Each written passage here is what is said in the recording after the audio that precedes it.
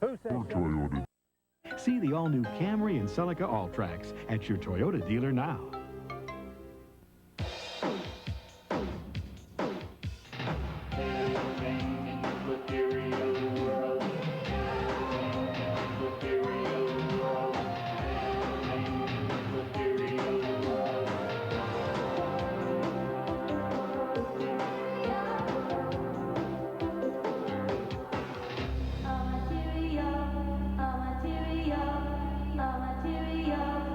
Please volunteer for the American Red Cross. I've been living with incurable cancer for 39 years. I've been fighting schizophrenia for a long, long time. Living with children's cancer hasn't been easy. These people aren't sick. They're doctors trying to find a cure for those who are. We're the Minnesota Medical Foundation. To these doctors, we're a source of funding. To those with incurable diseases, we're a source of hope. Alzheimer's has consumed my life.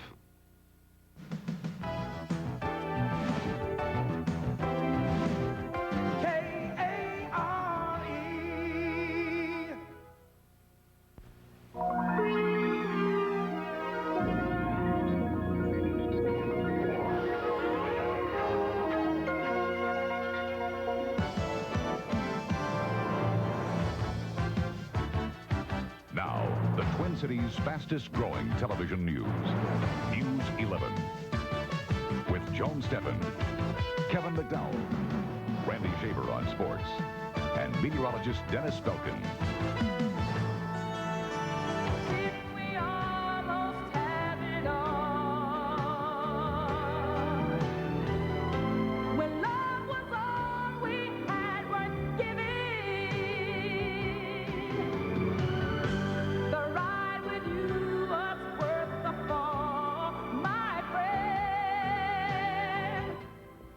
Well, we almost had it all. The Vikings lost. The game went down to the last minute, but the Washington Redskins came out on top. The team, tired and let down, arrived back in the Twin Cities to a crowd of loyal fans. The players walked off the plane at Hubert Humphrey Charter Terminal one by one. There were a few smiles on the faces of the players and their wives, but defeat was not on the minds of the players and their coach as they greeted fans.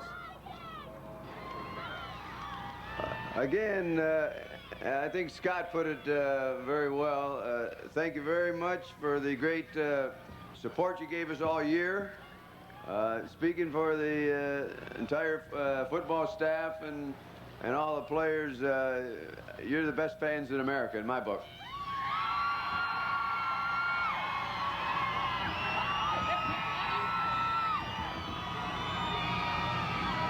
I think Scott said it all, and that we assure you that next year we'll be back again. We're going to put you in the Super Bowl next year. Thank you. You know, after watching, you can almost believe that. Oh, after watching the last couple of games. After watching the last 3 games, you have to believe it. The Vikings really are a playoff team. It wasn't exactly the way they wanted to get into the playoffs, but once they got there, they proved that they belonged there. No kidding. And, today was a tough loss, but those things happen. It's tough to be up top and playing at the top of your game 3 weeks in a row on the road. On the road, and I think that caught up to them a little bit today. Third time was not a charm for the Vikings against Washington. They had lost twice in overtime to the Skins the past 2 years. Their hope for revenge in a Super Bowl rolled into one. Fell short on a 4th down and 4 play at the Skins' 6-yard line today. Still, the Vikings have given their fans much to look forward to despite today's loss. The Reds played them 3 times, 3 tough games, and this by far has to be the toughest.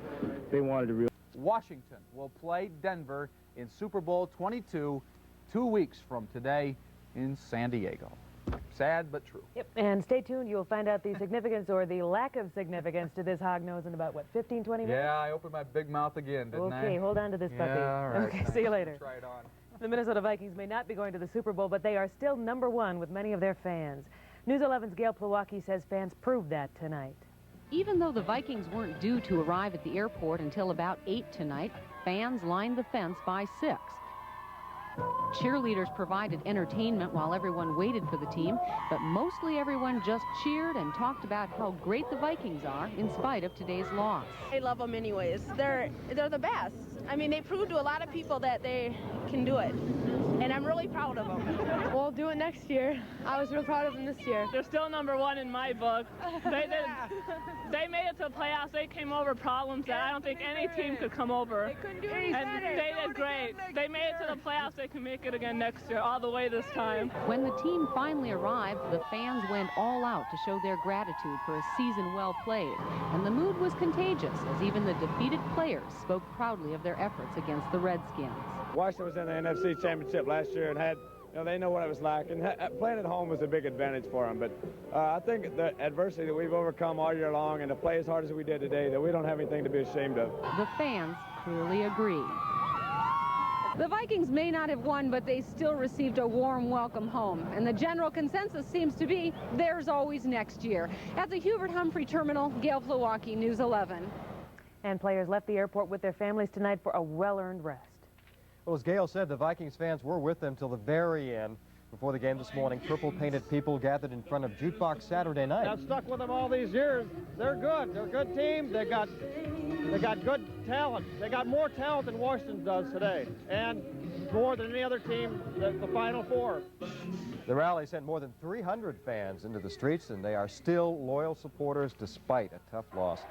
And at Jose's in St. Paul, fans held on to their hope and to their touchdown towels until the very end. You could see the tension on the faces with every play, but it was a stuffed Redskin player who came out the worst after the game. A Twin Cities man can boast tonight he has one of the most enthusiastic Vikings fans for a mother-in-law. Stephen Olson had to wait until after the big game to marry his new bride. Everything was all set up next to T. Wright's Bar in Minnetonka. The mother of the bride was all that they needed. Earlier, but now we postponed the wedding till after the game so that all the relatives could make it here. The two were married just after the game. And in St. Louis Park, Methodist Hospital nurses are wrapping bundles of joy in Viking spirit tonight. Touchdown towels replaced blue and pink blankets. At least the babies will be in shape for the Super Bowl next year. And Keith Millard's wife had to miss the game. She's about to have a baby in Seattle. Sally Millard went into labor earlier today. Keith has now flown to Washington State to be with his wife. Well, no one was more disappointed about the Vikings' loss than the folks at National Screen Print in Eden Prairie. They had silk screens proclaiming the Vikings division champs all ready to go. They plan to go to print right after the game. But they're still going to go to print with 10,000 T-shirts, but not with their first choice logo. Well, tonight we have a team report on the ups and downs of the day for the fans of the Minnesota Vikings and the championship Denver Broncos. We begin with News 11's Mike Igo in Washington. He says even though the Vikings lost, being there was exciting thanks to an impromptu pregame show.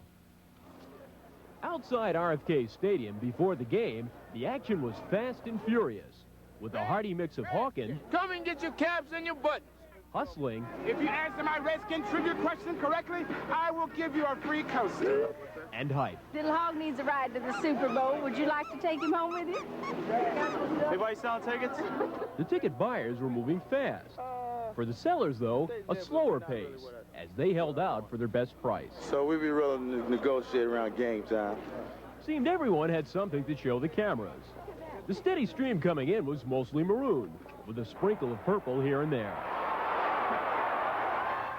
Inside, there was no doubt it was enemy country. But the Minnesota Banner Brigade dug in to show their support for their Vikes. Overall, no need for stadium gimmicks. The people pumped themselves up. Now News 11's Steve Carroll reports fans in Denver couldn't be happier about the outcome of their game with Cleveland. Moments after the Broncos defeated Cleveland, the celebration started. First with the Denver players, then with their diehard orange and blue fans known as Bronco Maniacs. Bucky Bronco says, bring on the skins! Bring on the skins! Super Bowl #1. Excited fans poured out of Mile High Stadium cheering for their favorite team, and the celebration continued into the night. So while the Bronco fans cherish this championship victory, they know the real championship they want will be decided in San Diego in Super Bowl 22 against the Washington Redskins. In Denver, Steve Carroll reporting for News 11. This will be the third Super Bowl the Denver Broncos have been in since 1977. The Vikings do have two things to look forward to in the future: the draft in April and the Pro Bowl for 5 players. Joey Browner, Chris Dolman, Gary Zimmerman, Anthony Carter, and Steve Jordan will all be going to Honolulu in February. And the NFL draft for next season starts in April. We have the 19th choice in the first round. And there's more to come on News 11 tonight. Haitians go to the polls again to vote for president. And a storm is subsiding in the southwest, but is it headed here? Dennis Falcon explains when we come right back.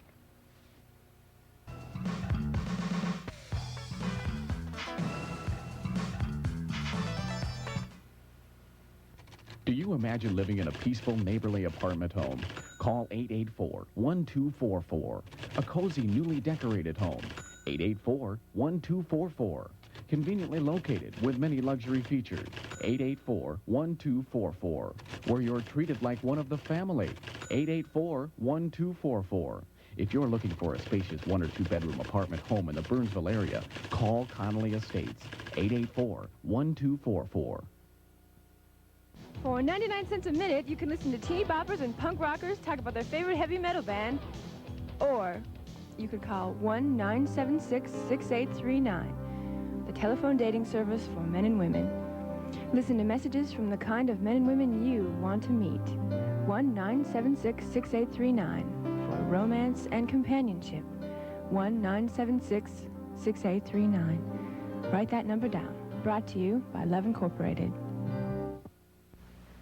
No reports of violence today in Haiti in military-sponsored national elections. Roadblocks were set up to search cars entering polling places today.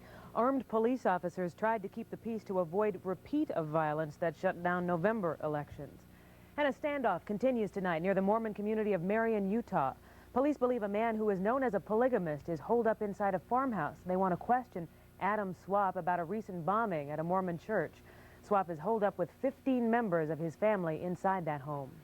A march in honor of slain civil rights leader Martin Luther King drew counter demonstrations by the KKK. Police were out in force in California to make sure the march proceeded. King's son, Martin Luther King III, was the featured speaker after the march. No arrests on either side. Federal, state, county, and city employees will have the day off tomorrow in honor of Dr. Martin Luther King, Jr. No classes for St. Paul Public Schools and the U of M. Also, no mail delivery.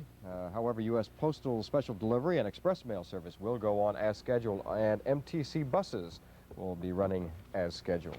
Earlier, Dennis was talking about another mild day tomorrow, but possibly another winter storm. Well, it's possible. The way things are shaping up, and we'll get to this in a minute, I think it's going to nick us.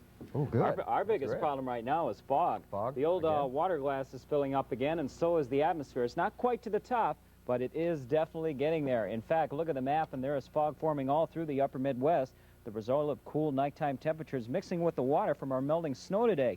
A weather advisory has just gone out in the last 10 minutes for extreme eastern South Dakota and the southern third of Minnesota, including the Twin Cities, where visibility could drop to near zero at times. So allow some extra time on your way to work or school in the morning. Could be slow going. This morning's fog caused a slowdown at Twin Cities International Airport. Passengers had to wait until the visibility improved enough to land the incoming aircraft. And that didn't happen until shortly after sunrise. But that same wet air that caused the fog mixed with the freezing temperatures and deposited a hoarfrost on the landscape. That's a deposit of ice crystals, and it was gorgeous once that fog lifted and the white branches were set up against that blue sky. And with the blue sky, the temperature took off. Once again, readings were running anywhere from 15 to 30 degrees above normal in some places in the Midwest. 30s common in Minnesota, 20s up in the northern part of the state, 40s as close to us as Chicago. Our official high temperature out at the airport today was unusually warm at 34 degrees after an overnight low of 18. And at 10 o'clock we have fog, and we're at the day's low again of 18 with a calm air. The dew point 16, a lot of moisture in the air, humidity is 92%, pressure starting to slip at 29.91 inches. Last night we talked about Pacific air in the upper Midwest. It's still there. No real good push of air in either direction, so as a result there's nothing really to get the air mixing up, so we're getting the fog settling in, and it'll take until at least late tomorrow morning to really get that fog out of here. Here's what Kevin was mentioning a few minutes ago, the next winter storm, which has moved in across the southwestern part of the country.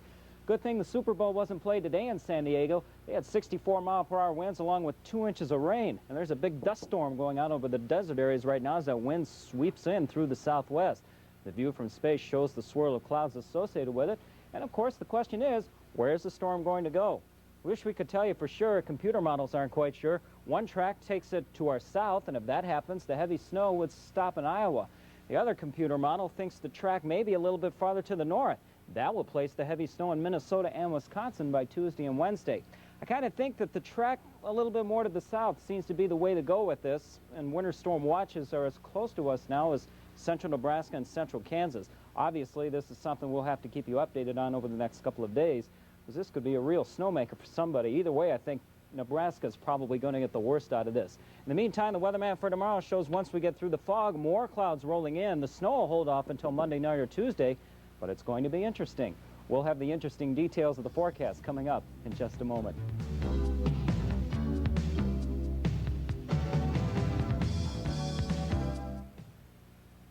Dunlop Tires, a legend built on the racetracks and highways of the world. Hi, I'm Lynn St. James, professional race car driver. And tires are very important to me on the racetrack as a race car driver. But they're also very important on the highway. You should check your tires regularly and make sure that they're safe, because they affect the ability for your car to grip the road. So check them and make sure you've got safe tires on your car. Twin City Tire, your authorized Dunlop dealer in Richfield and Fridley. This is the city, home and workplace of 400,000 outwardly calm, even stoic citizens of our capital city. But that will all change on Saturday night, February 6th, when fiery Vulcan hits the streets of St. Paul to drive King Boreas from his icy throne, with marching bands, drum lines, spectacular lighted floats, and even real flaming torches.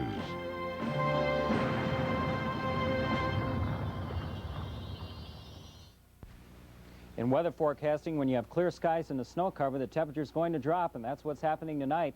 Late this evening, temperatures were in the teens under the clear skies to our north and northeast. Under the cloud deck to our southeast, it's 34 degrees in Green Bay. Forecast details for tonight: a weather advisory is in effect due to dense fog.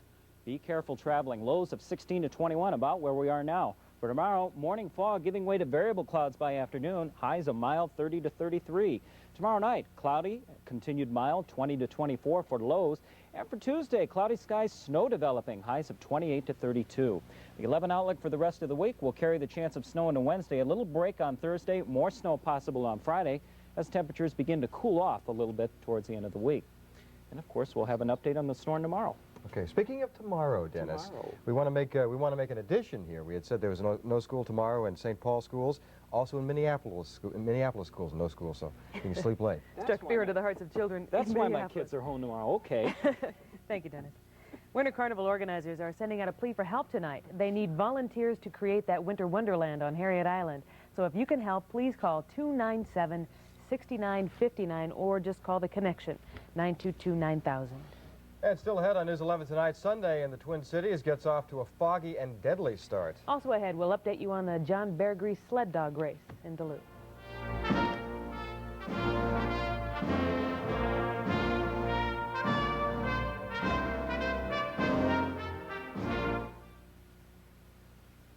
The things we do to get even with our cars, just because the engine's hesitating or making funny noises, when it's so easy to bring it to Precision Tune. Precision Tune's guaranteed tune-ups stop your engine's hesitation and pinging. So don't take it out on your car. Instead, aim for the nearest Precision Tune, the engine performance experts.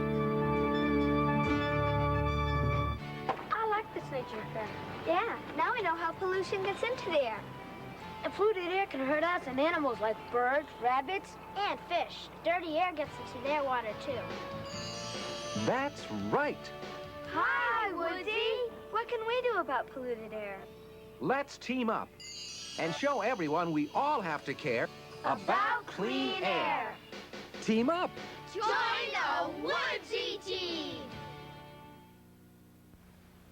4 people have died in snowmobile accidents in Minnesota this weekend. A man and a woman from Prior Lake were killed late last night when their snowmobiles collided on Gull Lake.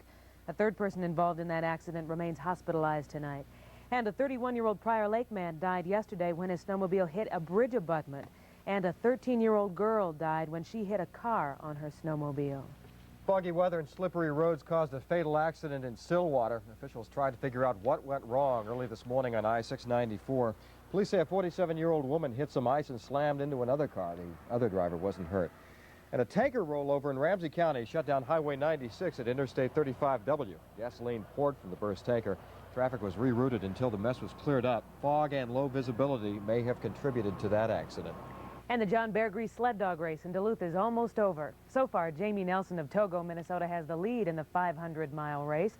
Christy Arndt of our Duluth Bureau reports on what the crews have been through at their checkpoints. A couple of them just got tuckered out. Mikey and Babs ran out of gas on the Bear Grease trails.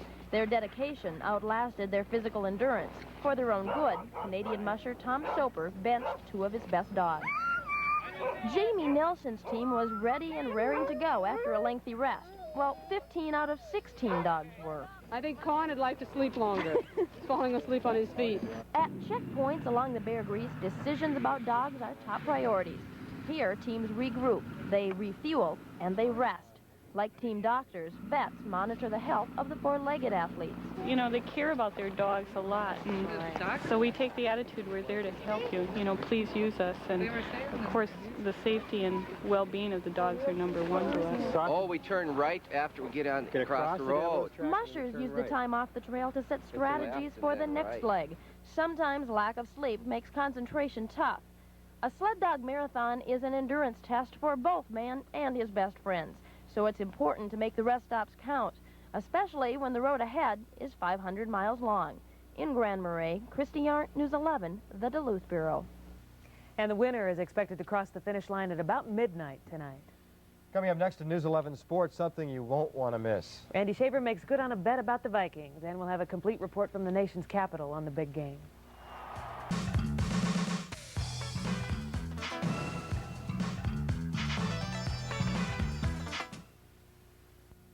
For the ultimate in sleeping comfort, the Comforest Automatic Adjustable Bed. Your Comforest bed adjusts, relieving back and leg muscles while you read, watch TV, or sleep. Now wake up from the best night's sleep enjoyed in years with your new bed from Comforest Adjustable Beds. Visit our new showroom, 5005 University Northeast. That's 5005 University Northeast, or call right now at 572-8361. No one tells a story the way Jackie Torrance does. All of a sudden he heard, "Hello there, Wiley."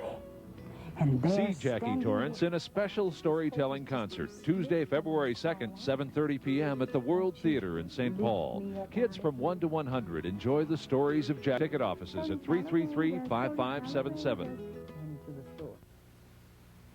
Sad moment. The Vikings' loss is an especially difficult one for our own Randy Shaver. I'll explain. Here's a bet that he made on the air last night. Randy Shaver believes that the Vikings are going to win tomorrow, and this is a hog nose. If he is What wrong, is the relationship? he will have to wear this hog nose on the 10 p.m. news tomorrow night. Well, get a profile of this. Get a nice profile. Randy, you promised you'd wear that nose. Now, why won't you put it on for us? Oh, that's awful. You know what the sad thing is? We've already got a call from a lady. She says the sports guy looks different. He shouldn't have messed with his hair. Yeah. I don't understand. Just think how proud your wife is sitting at home right now. This is awful. This is embarrassing, but this is how much confidence I had in the Vikings today. I thought for sure they would win. You look like a jerk. Should we proceed? Might as well. Got it. You've got nothing to lose now. Thank you. Did you hear that? The hog? She's just busy. Someone's making hog noises. Nice. Making me feel at home. Well, there's really no sense trying to overanalyze today's loss at Washington, especially by a grown man wearing a hog nose. I think the Vikings' inability to score touchdowns twice inside the Redskin 10-yard line was a key, as was their ineffective pass protection. But let's let Tom Ryther show us all that in this extensive report from RFK Stadium. Today, the Vikings were worried about Washington's deep passing threat, and with good reason. This 42-yarder, Doug Williams to Kelvin Bryant, and the Redskins were leading by a score of 7-0 in the first quarter, ending a whirlwind 98-yard drive in 8 plays. The Vikings' Bucky Scribner punted 10 times today, and he had some problems. That did not help the cause. Despite that, Washington did not capitalize. Late in the second quarter, the Vikings started to hit some bombs. This one, Wade Wilson to Steve Jordan, 36 yards. And then the capper, Wade Wilson to Leo Lewis, and the Vikings went to the locker room tied up 7-7. It was a similar play that I had ran in the Washington game during the regular season, but fumbled and caused the interception. So we knew he jumped on the quick, flanker ran that type of pattern, so we just faked him out and decided to go upfield on it after the fake. In the third quarter, it was obvious one play might win this thing. Washington kept the pressure on Wade Wilson with 8 sacks on the day. We anticipated a lot of pressure coming in. You know, people asked me before the game how were they going to take Anthony out of the game, and I, told them that I thought that they'd do that by trying to pressure the quarterback. And, they got a lot of pressure on us, but, we seemed to bounce back each time and just came up a little bit short again. The Vikings trailed 10-7 in the fourth quarter, but once again could not score from close range. A Chuck Nelson field goal tied it at 10-10. And then the deep threat gremlins struck again. Doug Williams to Gary Clark, down to the Vikings' 12-yard line. Later, it was Williams to Clark again, touchdown, and Washington led 17-10. Touchdown was kind of a broken route. I went the wrong place. It was supposed to have been a corner route by me, but there's in the outside zone, so I just hooked up in the middle, and luckily for me, Doug saw me. Because if he wouldn't, Coach Gibbs would have laid me out the next day, I tell you. Vikings got the ball and drove down to the 6-yard line of Washington, and it came down to this last-ditch effort to Darren Nelson. It was basically an 83 option. What I do is I go out, see what kind of coverage the linebackers, and then I run my pattern according to that. I ran out into the flat. I probably should have caught the ball. Guy hit me around impact, and I dropped it. For Coach Jerry Burns, coming close does not replace that winning feeling. It don't make me feel any better, Tom. We came in here to win the game and advance on to the Super Bowl, and now we're out of it. But again, I'm proud of these guys, and hopefully, and I know that Washington will represent the National Football Conference well in the Super Bowl. If we play another one, I would think it'd go the same way. It would be down to somebody winning it in the last few seconds. I'm just thrilled we were able to win this, and certainly Minnesota deserves tremendous credit. I thought they had a great year. And so it turned out to be a defensive struggle here at RFK with the Redskins winning it. They seem to have the Vikings number, but somehow you get the feeling the Vikings will be back for more dramatic football games in the coming season. That's the final, 17-10. Tom Ryther, News 11 Sports, from RFK Stadium in Washington. Don't mind me, I'm just a hog in thought. We had somebody call up and say, they had the nerve to say I have it upside down, believe it or not. Well, meanwhile, the Denver Broncos are heading back to the Super Bowl after beating Cleveland for the second straight year in the AFC Championship. This time it did not go into overtime. Almost, but not quite. Taste any better this second time around? I don't know about any better, but hopefully we'll go in with a different attitude, a different mission this time around. Tough game today, wasn't it? Yeah, very tough. I mean, I'm drained because from intense, my heart was pounding, the whole second half, so it was really tough. So, once again, the Denver Broncos and the Washington Redskins 2 weeks from today, Super Bowl number 22 in warm, sunny San Diego. The odds makers like Denver by 3 points. That's the early line. Well, believe it or not, there was something other than football happening tonight. I'm sorry, having a hard time breathing. Dennis Savard scored. He's number 18 down below to break a 4-4 tie with Washington tonight to give the Chicago Blackhawks a big 5-4 win tonight. Savard had the hat trick. Other scores: Buffalo beat the New York Islanders 5-2, Philadelphia over the Rangers, and Vancouver was a winner over Winnipeg 6-5. And some lady called up and invited me over for dinner tomorrow night. Actually, she said to bring an apple. I We don't just know what that heard we've meant. had 11 calls about your nose, and they all like it. Oh, well, I'm thinking about making it a permanent addition. And Arnold Zippelko, he was offended. Green Acres. Yeah. I don't blame him. Go back in there. I'm glad. Thanks, Rand. Us too. Bye. Coming up next, we'll relive the last game of the season for the Minnesota Vikings. Well, they may not be the NFC champions, but they did put up a big fight and made Minnesota proud.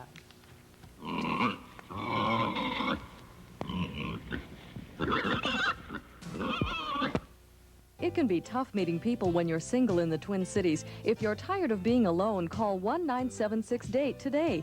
1-976-DATE is the low-cost way to meet new people. Just call 1-976-DATE to listen to people like yourself who want to make new friends. 1-976-DATE is a new and easy way to meet people. 1-976-DATE works for me. It can work for you, too. Sponsored by Systems Dynamics Incorporated. Only 50 cents per minute. As of May 5th, illegal aliens who arrived before January 82 will have 1 full year to apply for legal status. If you think you qualify, there will be churches and community organizations authorized by the INS to help you at little or no cost. So don't listen to rumors. Don't make hasty decisions. And don't be afraid to come forward. If you qualify, you will have the chance for legal status. Yeah, weather whip, if you would. Well, the new computer runs just in. We may get some rather significant snow come Monday night and Tuesday. We'll have an update tomorrow. I never said I had to wear it on my nose. We'll have more on the Vikings-Washington game tomorrow night at 6 o'clock. Will this never end? Finally tonight, we leave you with scenes from the last game of the Vikings season put together by Jeff Crocker. Now, it may not have turned out the way that all of us wanted it to, but at least we got to see Randy Shaver in a pig's nose. Good night. See you next week. Bye.